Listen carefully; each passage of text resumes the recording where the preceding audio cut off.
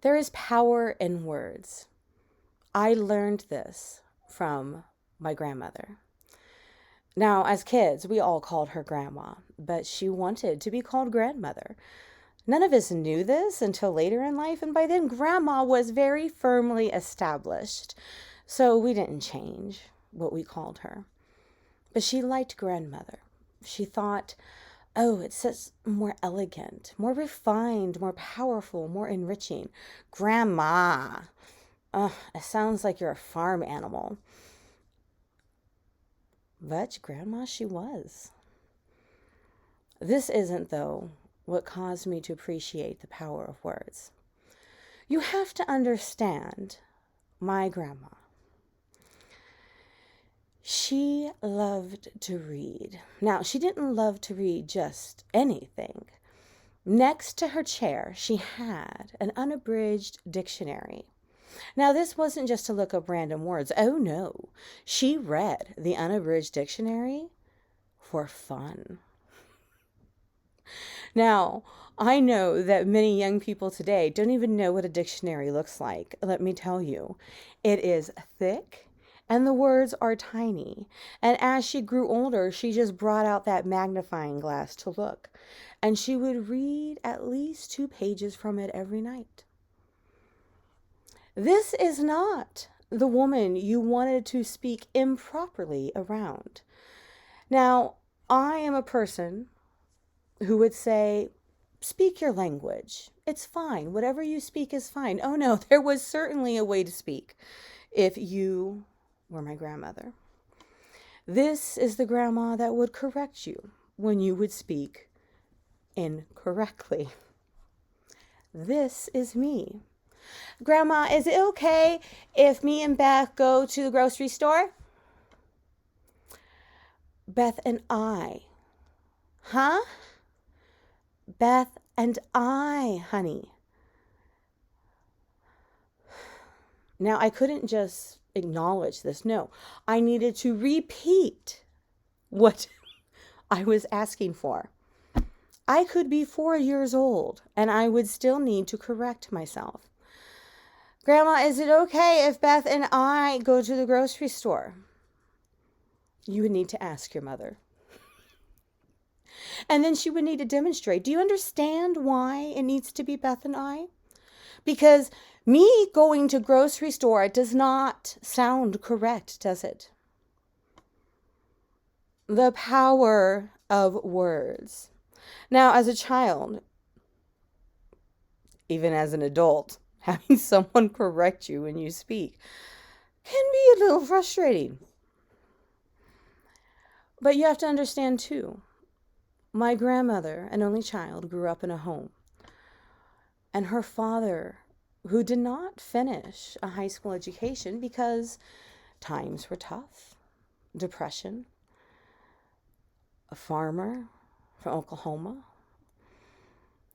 he wanted to be educated. He was a farm manager out in California, and he was also a Baptist minister. And he did not want to sound ignorant. He did not want to sound like what he thought people might think he is.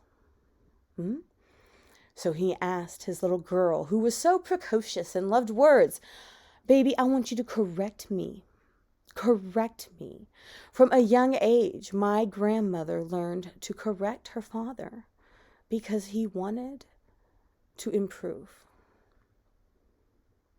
So when we were young, we learned this story and we understood that this was something my grandma truly could not help. From a young age, she knew the power of words and the impact it could have on others. So it should come as no surprise that on Christmas Day, when we are up with my grandparents, which was perhaps always the most important thing, family being together, even if it wasn't on the exact day of Christmas, sometime around that occasion, we would gather together, that my sister and I had our dreams come true. Now you have to know, it is the 1980s and a new fad is on the scene. You get animals, maybe even dolls, that talk. Some of you may remember the Teddy Ruxpin craze, right? Buddy and me. Now, our family did not have much money, so there was no way my sister or myself could expect to have one of these toys. But we were hooked. We were excited. This was new. It was exciting. I know it's hard to imagine in this tech generation this being the thing, but it was. And my mom knew. My mom knew that we were excited. So she found us AG bears. Let me show you mine. Hi, AG. Can you hear him? Even after all these years, he can still grumble and rumble. And this is what AG does. He takes your voice and he mumbles it back. We were thrilled.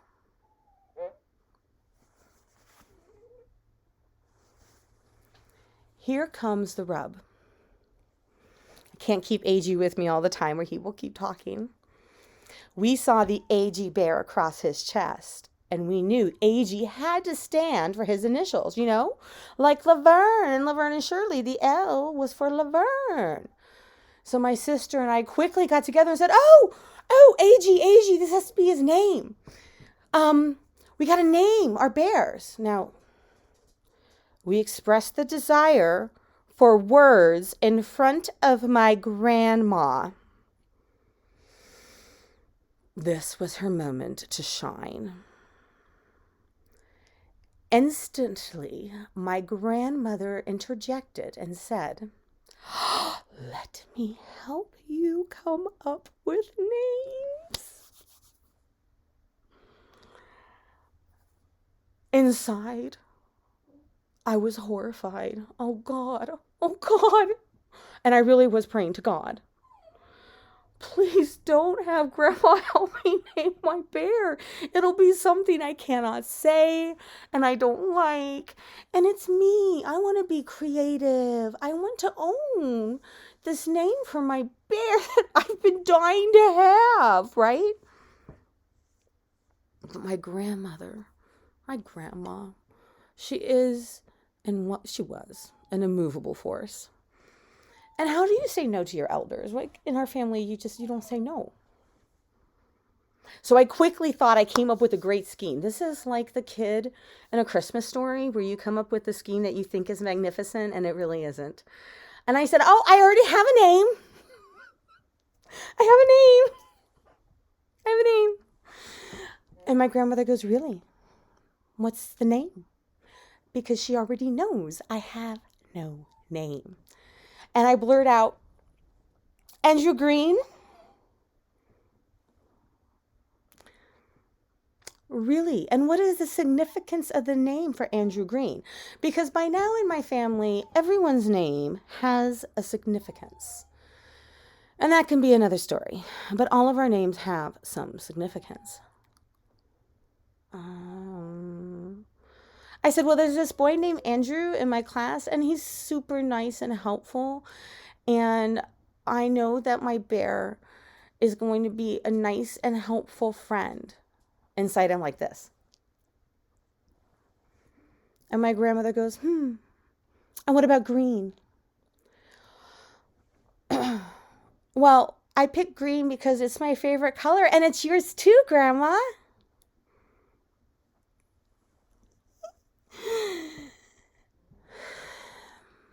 Grandma bought this one even less. I see. And then my sister, who, by the way, her nickname in our family, bestowed upon her by my grandfather, our grandmother's husband, is Angel. How do I compete with the nickname Angel? And he called her this upon her arrival into the world, the first time he held her. And true to form, that is what my sister has always been in life, the angel. pipes up and says, "You can name my bear, Grandma." Really? Really? This what you gonna leave me with, sis? Really? You gonna pipe? You can name my bear, Grandma.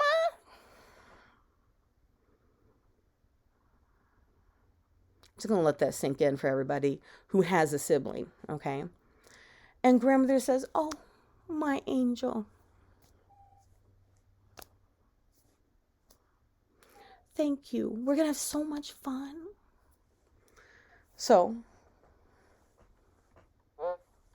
Andrew Green and I, we retire to a different room. But not before I notice, what does my grandmother pull out from the side of her chair? The unabridged dictionary. The other book that she always kept at the side of her chair, the Bible. Yes, the Bible. King James Version. That's what we used in our family.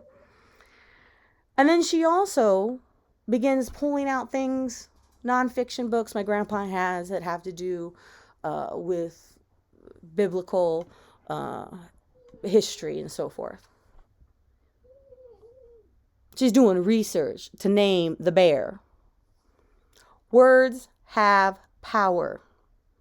I just said mine, Andrew Green, and I was locked out. My mom also goes off because she knows this is going to be a quest. And my grandpa stays ensconced in his chair with his newspaper. I think he hid behind that newspaper for a reason on many days. A couple hours later, 2 hours later at least, we get a summons back into the living room where my sister is there looking attentive. Angel. And I'm not looking down on my sister. I swear, she is one of my best friends, and next to my mother, and she really is an angel. But when I was a kid at this time, I really wanted to hurt her. And she's sitting there next to Grandma, holding her little agey bear. I come in. I'm holding my Andrew Green.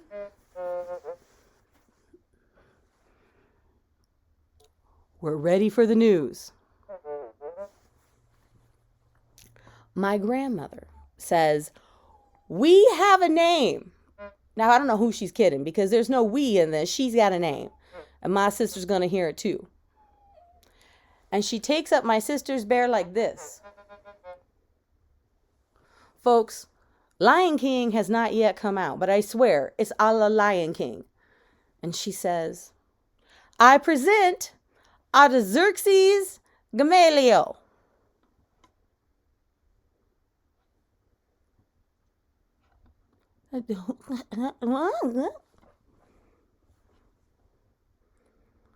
And my sister is looking a little bit like, dumbstruck.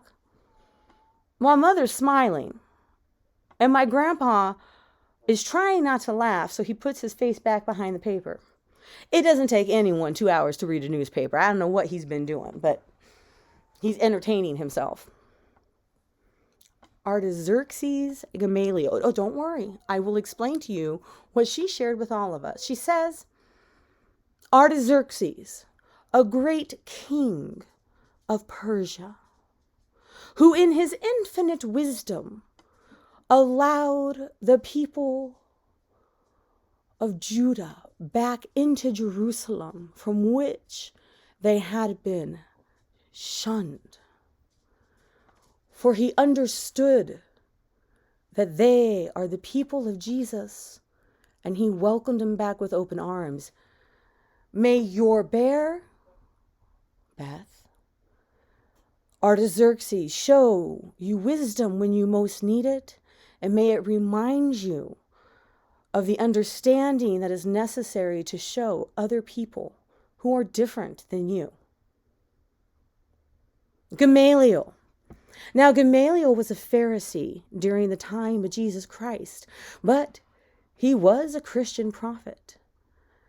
And he was one who believed in Jesus Christ, even though the rest of his brethren didn't. And he befriended the other prophets, the other apostles, and he taught and he led.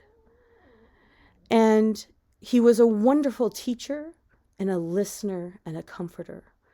And may your Artaxerxes Gamaliel be a comfort to you as your stuffed animal.